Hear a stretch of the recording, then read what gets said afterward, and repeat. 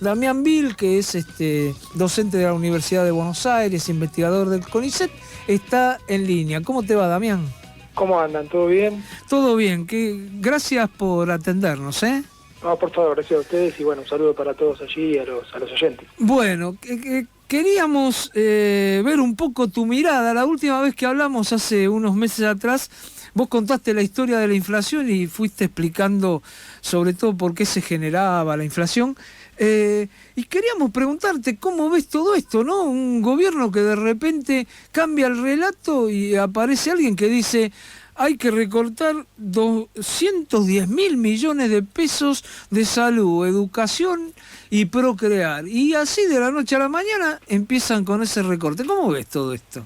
Mira, efectivamente te estaba escuchando antes de que me dieras el ingreso y es así, ¿no? Como decís vos. Lo que yo nomás señalaría es que más allá del relato, como bien mencionás, en realidad Massa viene a continuar un poco la línea de Guzmán y Batalla. Sí, claro. ¿No? Sí. Esto que señalábamos del ajuste, creo que ya lo hemos hablado nosotros, bueno, o con Eduardo Sarteri en algún momento, lo has conversado, ¿no? Con el compañero. Sí. Y acá, bueno, si por ahí los oyentes recuerdan cómo se inició, ¿se acuerdan la gestión de Guzmán con un sablazo a las jubilaciones, claro. Con la nueva fórmula, el recálculo del mínimo, que subió un poquito la mínima, pero tiraba todo el resto para abajo, con la renegociación de la deuda, incluso ya poco antes de la pandemia se había empezado a hablar de cierta reducción de los subsidios y aumento de tarifas, que bueno, finalmente después de la pandemia trastocó un poco los planes y las elecciones de medio término, ¿no? Donde recuerda el plan Platita y demás, donde casi que como mencionaba Cristina recién en su situación judicial, Cristina en ese momento le había pedido a Guzmán que aflojara con las restricciones porque se venían las elecciones y las cuentas no le daban muy bien al gobierno, ¿no? Finalmente ocurrió. Ahora lo de Massa viene a continuar esa línea que se abre en un contexto internacional también que no parece muy alentador para la Argentina. Recordemos, bueno, por un lado, la Reserva Federal de los Estados Unidos decidió en las últimas semanas seguir subiendo las tasas, lo cual encarece el crédito internacional, ¿no? Entonces se complican ahí las negociaciones con los acreedores y con los nuevos o con los futuros prestamistas para pedir, porque se encarece el crédito básicamente.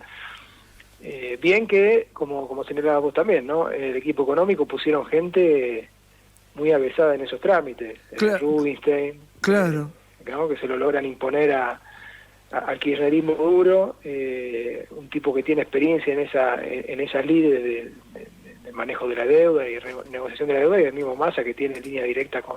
Claro, un poco esto me hace recordar a lo que decía Macri, que dijo una vez, hacer lo mismo pero más rápido, ¿no? Porque lo que vos decís es cierto, venía todo un ajuste, pero es más, ahora lo hacen así, más rápido y muy a la vista, es decir, hoy nadie puede decir, no, esto no es un ajuste, ¿no? Venía, como decís vos, venía y pasaron cosas, ¿no? Podría decir Massa recuperando la expresión de Macri también, ¿no? Claro. Porque claro, efectivamente... Ahora, esto que también señalabas, el lunes se decidió una serie, digamos, de recortes que más o menos lo fueron justificando a partir de que eran partidas que iban a estar subejecutadas porque no se iba a llegar a gastar, o que iban a entes o a fondos fiduciarios, a diferentes... programas del presupuesto estatal en los cuales los que ejecutan ese gasto tienen algún ahorro en plazo fijo, entonces se les insta a utilizar eso, pero efectivamente, como si vos, es un ajuste, además en áreas bastante sensibles. Si uno repasa el boletín oficial es interesante, vos mencionaste educación, ¿no? Salud. Salud, pero además, ¿en qué rubros dentro de ese elemento, no? Sí. ¿En qué rubro, Damián? Por ejemplo, en jardines de infantes, creo que iban 15.000 millones de pesos. A educación también iban 50.000 millones a Conectar Igualdad. Otros 5.000 millones en obras y equipos. En salud, por ejemplo... a ver, perdón. Sí, te escucho. Sí, te escucho bien. En salud, 10.000 millones, perdón, porque justo me entró una llamada y Sí. ahí ya corté. Bueno. En salud, 10.000 millones en compra de medicinas para enfermedades transmisibles o inmunoprevenibles. Ajá. Eh, Bueno, eso puede ser un problema, ¿no? Un problema. es un problema porque fíjate que son áreas bastante delicadas, ¿no? Muy sensibles, claro. Exacto, después tenés, por ejemplo, en vivienda 50.000 millones del Procrear, con el déficit de vivienda que hay, ¿no? Claro, claro. En transporte a Ferrocarril Roca, a la política de movilidad, después en obras públicas, a obras de infraestructura ambiental y al sistema penitenciario. Y a su vez, eso que se recorta, que son, vos mencionabas, 210.000 millones, Sí. el objetivo es llegar a 500.000 millones de pesos, ¿no? De acá, no creo que lleguen a fin de año, pero ese es el norte. Aumenta el gasto corriente en 80.000 millones, que van 60.000 para empresas estatales y 20.000 para gastos del personal. O sea, hay digamos hay un contrapeso, pero básicamente lo que señalan todos es que a lo que apunta el gobierno es a cubrir gastos corrientes y a reducir el gasto, digamos, de gasto de capital y en estas ramas, en estas actividades, digamos, bastante delicadas, como dijimos. Y después también hay una serie de medidas que se vienen manejando a partir de, digamos, sanear o recuperar reservas e ir en este mismo sentido que señalábamos, de un ajuste más de fondo, Sí. que tiene que ver con cobrar retenciones anticipadas de ganancias a empresas que tuvieron beneficios en este año, y ya las entidades empresariales pusieron alguna objeción, pago anticipado de retenciones de exportadores, restricción de importaciones de servicios, sobre todo software, consultorías, algunos bienes de consumo que también se ponen en el régimen de licencia no automática, y lo que supo hacer Batakis en su momento en la provincia, ¿no? Que por eso también decimos que es una continuación, Sí. ir pateando los pagos a proveedores. Ajá. Se dice la deuda flotante, ¿no? Ahora salió un artículo en un periódico que sigue los temas, que Camesa tiene una deuda de 1.500 millones. Camesa es La distribuidora de luz, ¿no? Exacto, La generadora. Claro, la compañía que administra el mercado mayorista de electricidad. Claro. Entonces, la que compra, digamos, el combustible o la electricidad, la distribuye Sí. hacia las distribuidoras después regionales. Y tiene una deuda de casi 1.500 millones de dólares con los que generan, con los generadores de electricidad y con las petroleras, ¿no? Que son las que le brindan los insumos. Entonces, claro, al demorar ese pago a proveedores, también es una forma, ¿no?, de ir ajustando. Claro, porque si estamos con inflaciones del 6-7% mensual, no sé cómo, si lo demoran 3-4 meses, evidentemente le licúan una gran parte del capital, ¿no?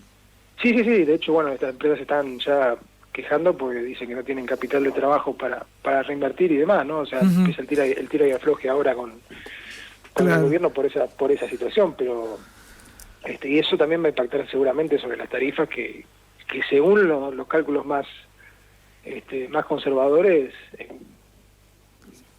van a ser muy altas, ¿no? Y sí, del 200% en adelante, ¿no? Claro. Eso también es un problema para la población en general. Claro, no, y aparte también por más que se abran paritarias, siempre las paritarias están unos bastantes meses atrás de la inflación, ¿no? Claro, sí. Ni que hablar, bueno, el lunes salió el salario mínimo vital y móvil, y realmente es un salario, aumentaron el primer mes un 7%, 51.200 pesos, no es nada, está en la línea de indigencia más o menos. Ahora, sí, totalmente. Damián, sí, esto es un ajuste típico ortodoxo, ¿no? Hay muchos que dicen, porque viste, el gobierno siempre todo el mundo reacomoda, dicen, bueno, en Portugal pasaba lo mismo y se hizo así un terrible ajuste y después a los 2 años fue un boom Portugal, empezó a aumentar todo. ¿Vos ves algo de eso?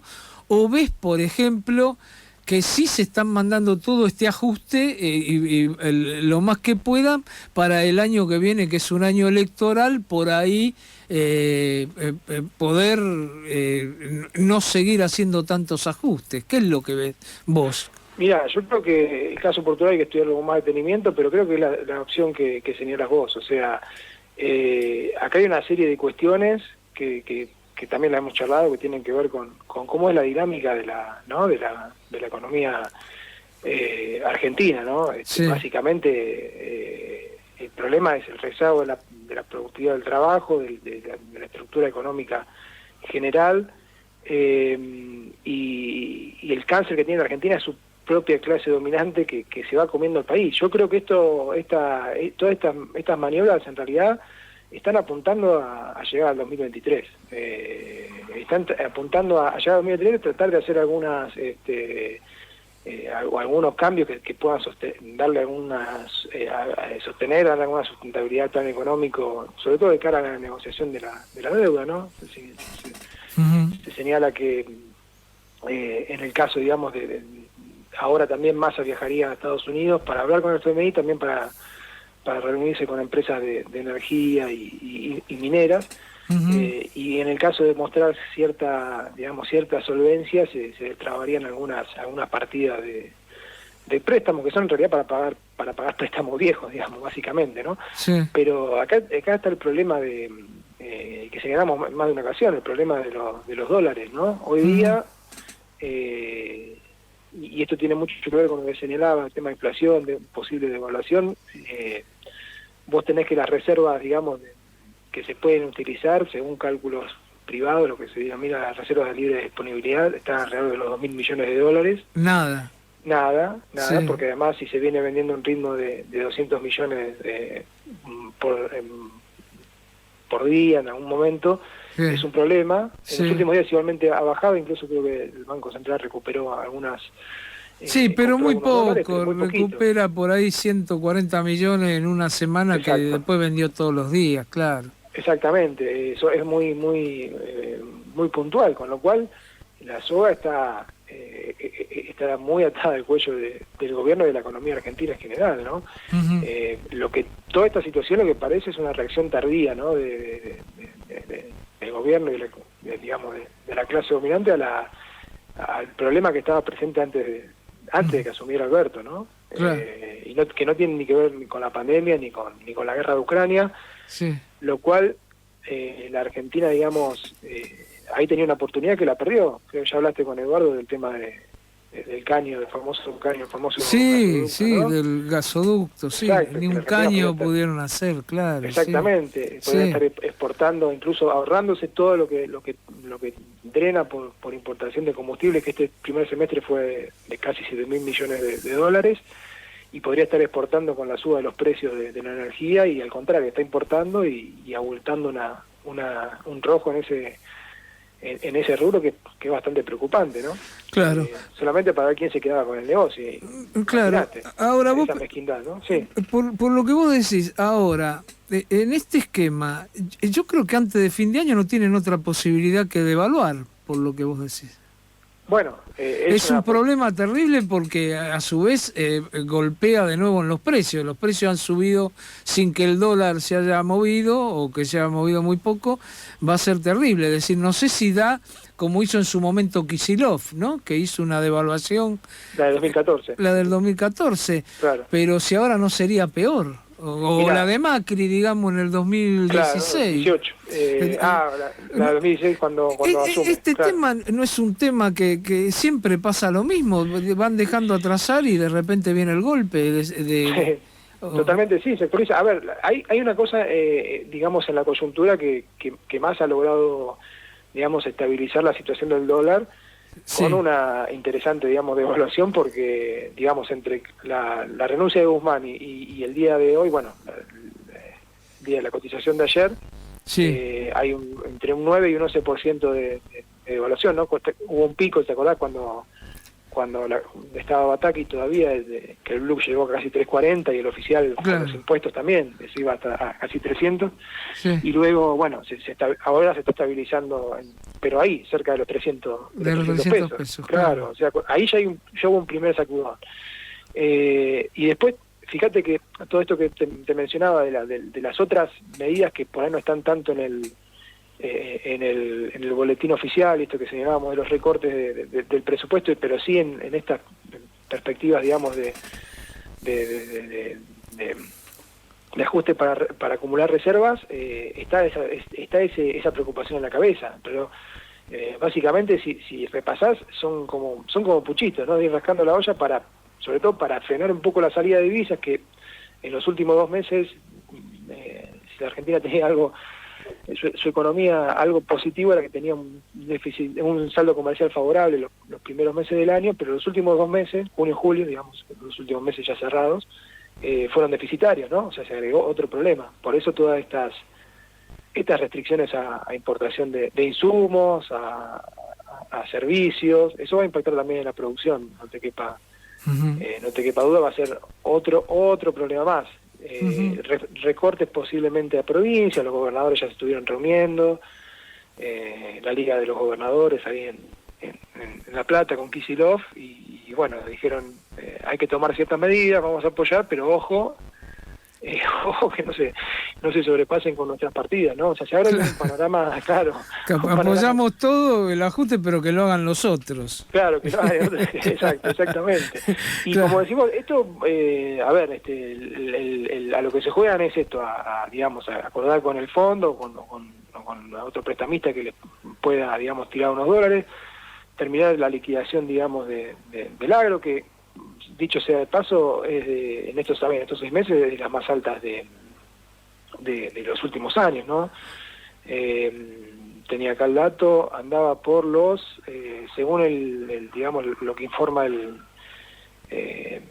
la Cámara de Empresarios de cerealistas, por sí, los 22.000 millones de dólares en los primeros 7 meses del año, que es un récord. Tengo acá la serie que le informa la propia Cámara, digamos, sí, de 2003 para acá.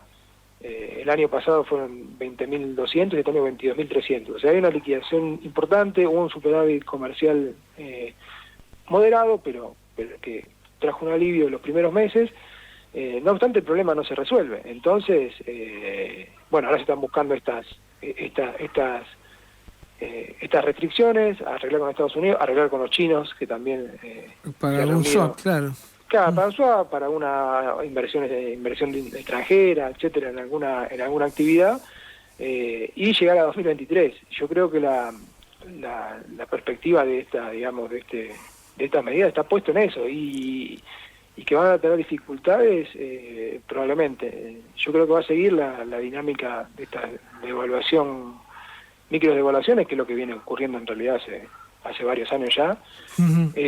Pero si esto no le da resultados, sí van a ir a la devaluación, porque además no van a poder seguir interviniendo tan libremente en el mercado cambiario. Ya están usando, según algunos analistas, están usando encaje bancario para sostener, digamos, la cotización del dólar y demás, con lo cual entran también en un problema serio, en ese sentido, si no se resuelve la cuestión.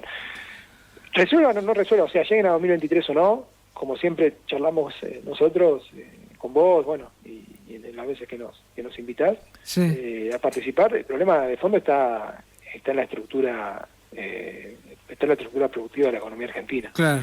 ¿No? Ahí sí necesita, la única solución que tiene Argentina es una transformación radical de esa. Claro, que tarde o temprano va a tener que ser, porque si no vamos a estar así viviendo siempre, ¿no? Con un momento de ajuste feroz, bueno, este ajuste, digamos que con otro gobierno no hubiera pasado, entonces estaríamos en otro problema, ¿no? Sí, a ver, de alguna forma, como decías vos antes, yo creo que igualmente la tendencia del ajuste está presente, y con cualquiera de las variantes por ahí se procesaba de otra manera, pero no creo que hubiera cambiado la dinámica en función de que la masa de la economía argentina es ineficiente y es poco competitiva, y cae en estas situaciones. También lo mencionabas, ¿no? Recién de que cada 2 por 3 estamos en esta situación en la cual se acaban las divisas y vienen devaluaciones, vienen sacudones.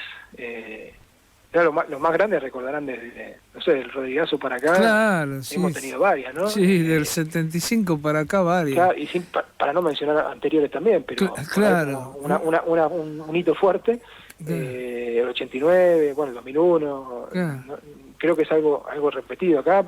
Y todas se resolvieron con terribles ajustes, eso y que es lo que hay que decir, ¿no? Bueno, lo mismo pasó en el 2001, con el ajuste terrible del 2002, 2003, todas se resuelven de la misma manera, ¿no? Sí, totalmente. Acá nosotros lo que consideramos es que hay que ir a un ajuste, pero no un ajuste sobre la clase obrera, sino un ajuste sobre la burguesía. Claro, está claro. Está claro, claro. Exactamente, porque acá se soluciona, digamos, con otra dinámica, con otra dinámica política, con otra clase social que se haga cargo, digamos. Claro, el problema no es el ajuste, es quién lo paga el ajuste, y siempre lo pagamos lo mismo. Ese es el problema, claro. Bueno, Damián, yo te agradezco mucho, por lo menos estuvimos viendo un poco cómo es este panorama, porque hoy se da una cosa muy, muy extraña, que todos los que eran opositores hasta hace poco siguen marcando algunas cosas, pero hablo de los economistas ortodoxos, pero en general apoyan lo que están haciendo, ¿no? Exacto. Así que eso es bueno, que tengamos otra mirada. Totalmente, te agradezco mucho, Damián, por tu tiempo. Como siempre, gracias a ustedes, y bueno, cuando quieran, si seguimos charlando. Sí, la próxima semana, cuando ustedes tengan ganas, charlamos un poquito más de estas posibles soluciones. Está claro. Un abrazo grande, Damián, muy amable. Chao, chao.